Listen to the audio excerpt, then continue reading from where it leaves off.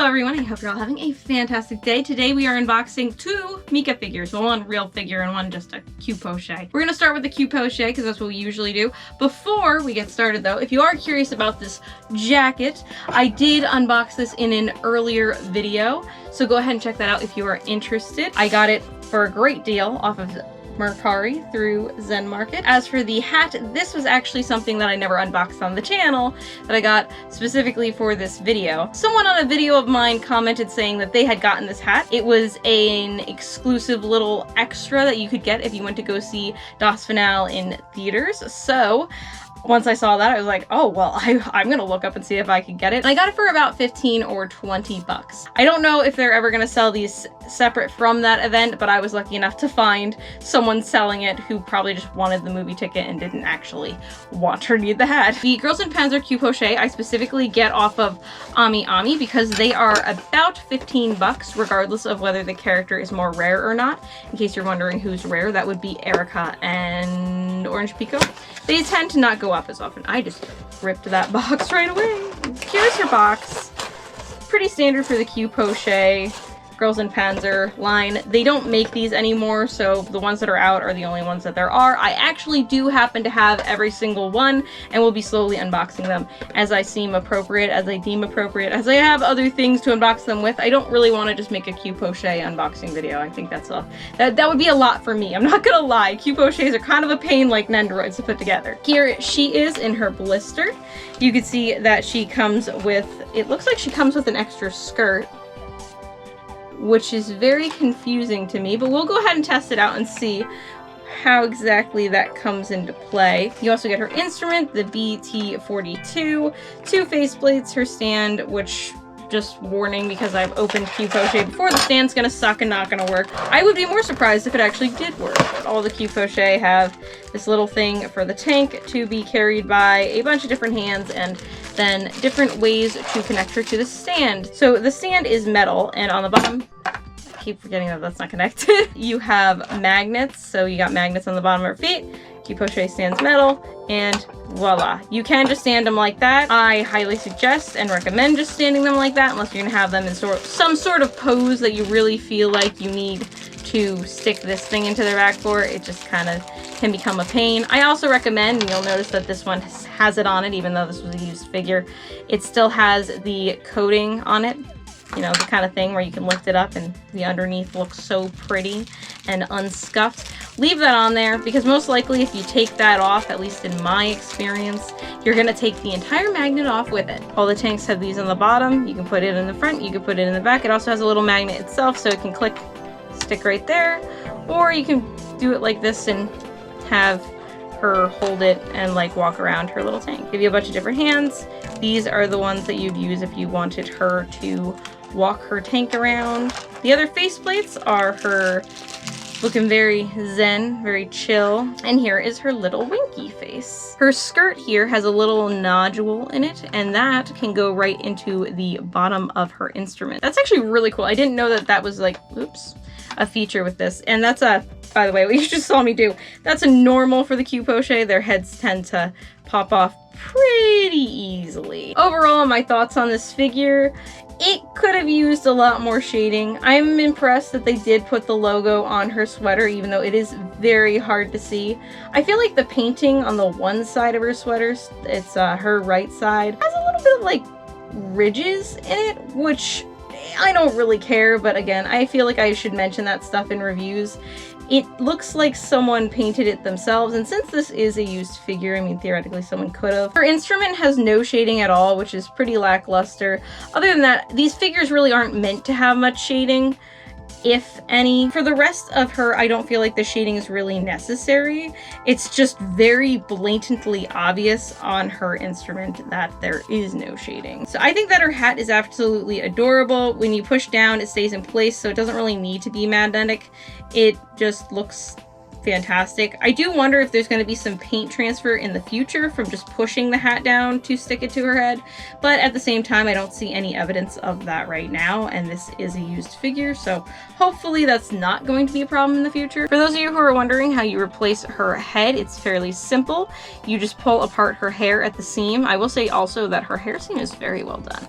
It's not very noticeable at all unless you are looking for it, or you know where the hair seam should be. So you basically just take the back part of her hair off, and then you take the face out, put whatever face you want in, put the back on to lock it into place, and stick that onto her body. And there you have her. She doesn't come with any specific hands for playing the instrument. I don't really think it's necessary though. I think out of the ones that they gave you, you could probably figure out what you should use to make it look more legit, I guess. I also will say that for whatever reason, she seems to be coming apart much easier than the others at the midsection, but I'm guessing that's because you take her skirt off. I've never even tried to take the skirts off of the others. I've never ripped them in half like that before. So I'm kind of curious if this is just a Mika thing to be able to take her skirt off and put this other skirt on, or if you can just play dress up with all of these figures, because that's kind of funny. I mean, in a way you kind of can, because you can put them in each other's. They pretty much all have the same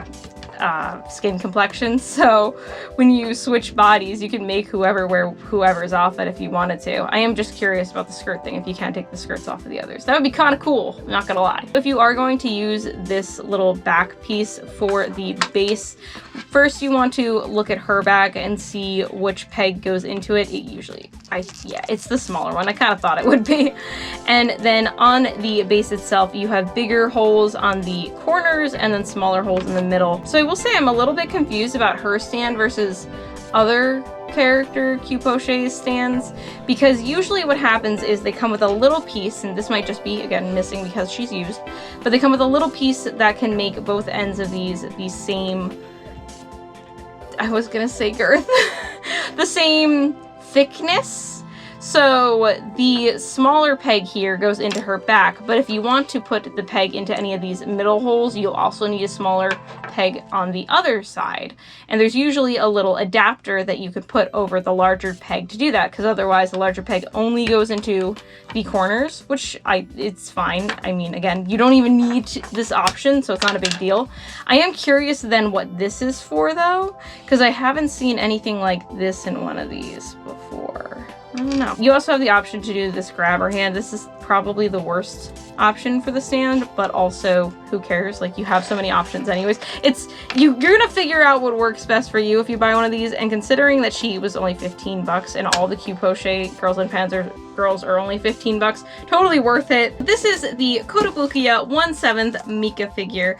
Most of Kotobukiya's girls and Panzer figures tend to be 1/7, in case you're wondering scale-wise, if you're trying to collect a bunch of them. She's pretty much to scale with the other figures you could get. There are other girls as well who come with pieces of tanks and such. I personally have Mary sitting over there. There is Erica sitting on her tank. That's by D.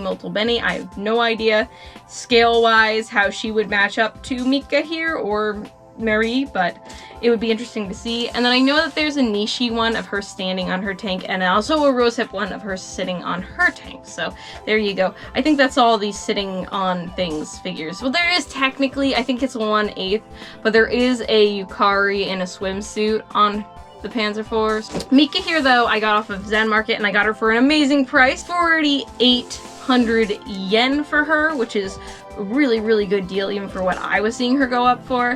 But she is used, and I don't think that they have a condition number on her, so we're just gonna go for it. I also don't think she's broken from what I remember. This is actually a figure I bought like a few years ago. She's definitely from a store used, but here is her box if you are interested in that.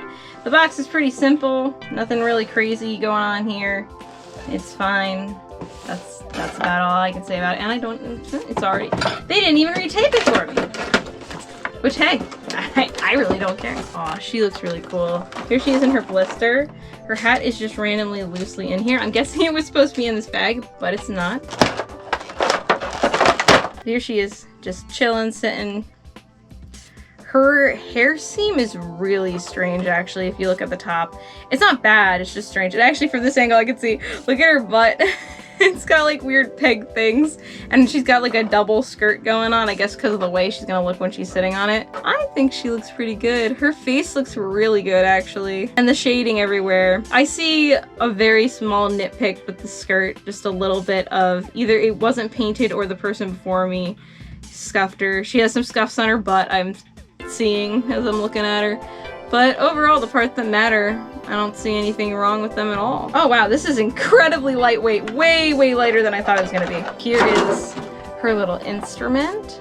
Very nice. This just has a little piece of plastic, a little wedge. I'm guessing this just kind of lays on her lap, so it's not actually going to connect to her. Oh my gosh, it's actual string. Sorry. That's really cool. Can you hear it? And it actually looks like it's tied around each little knob. So it's not even like just glued on there, they actually tied it, and it's actually in all of these little holes. That is attention to detail that I was not expecting. This is really well done. I'm more impressed by this than her, but it shows the amount of detail that Kotobukiya really went in with this figure. Wow. I like the bushes being like this. I could see why people might not like it though. We're gonna say it's very much a design choice. It's not realistic, it's just kind of fun and pretty, and I think it works because, I don't know, maybe I just like it. I also don't think it looks cheap. I think it just looks like it's a style choice. The metal piece, what's supposed to be metal, is very well done. Even back where you're not gonna see, you can see they put in some detail here. Very nice. Let's see how easy it is to put her on here. Just like that. And she actually feels pretty sturdy. I will say mine does tend to, look at that, wiggle. But that's not really going to be an issue when you're displaying her. That's more if you're moving her and stuff, that might be a little bit like scary. I do have to give it a complaint of the hat not being a magnet, but again, because of the kind of hat it is, it just kind of suctions right on there. So it's not a big deal. I like when hats are magnetic. And the last thing is that this goes like so.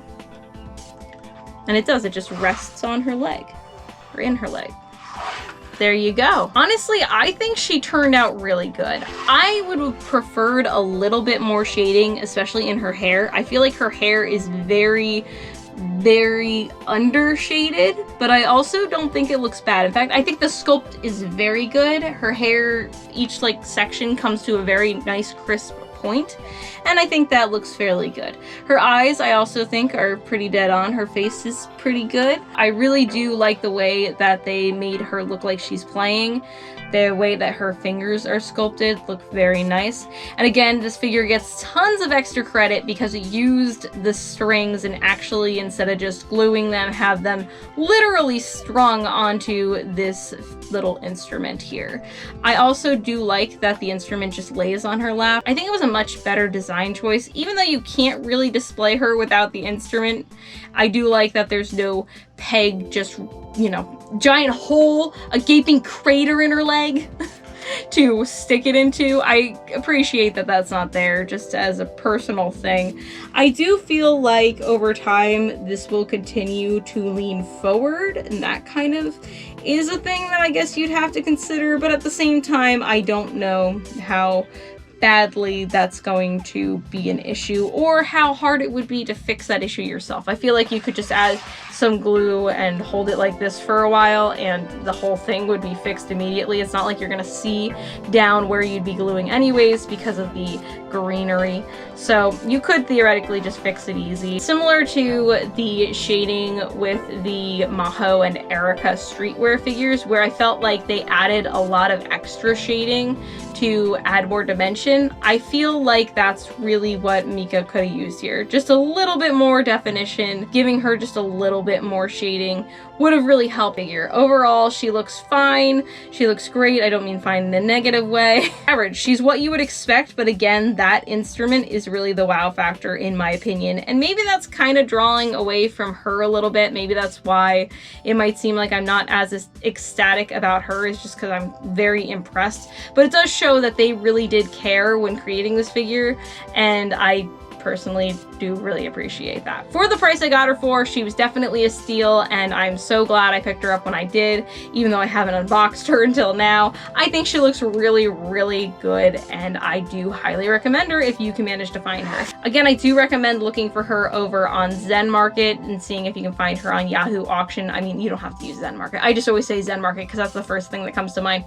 Yahoo Auctions, I would go and see if you can find someone selling her used, though I would make sure that her little instrument here is not broken, because again, that is just the coolest part of this entire figure. But I haven't really seen people post her for an extravagantly crazy price, so you should still be able to find her for something decent, even if it's not quite as low as what I found her for. But anyways, that's really all I have for this unboxing. I hope you all enjoyed. If you did and you made it this far, please go ahead and sub. I mean, you did make it to the end, and that means you probably like me. At least leave a like on this video and help me out, please. I am a figure collector who collects whatever she wants. Please go ahead and come along for the ride. It's a whole lot of fun. Anyways, I hope you all enjoyed. I hope you all have a wonderful day, and I'll see you all next time.